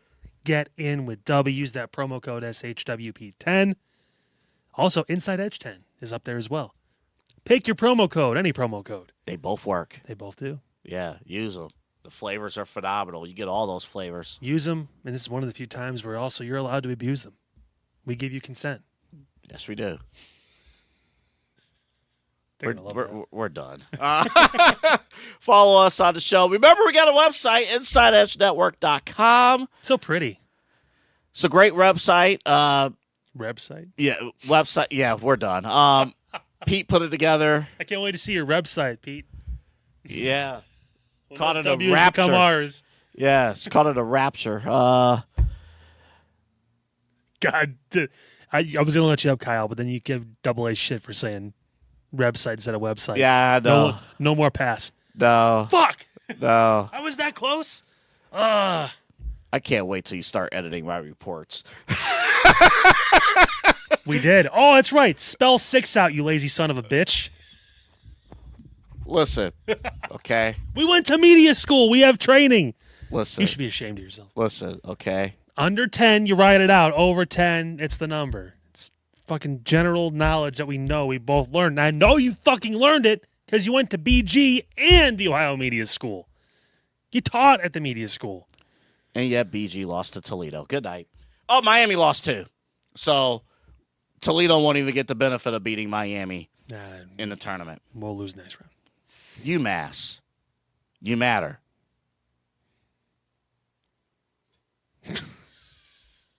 What? Cut the tape. We're done. Dave.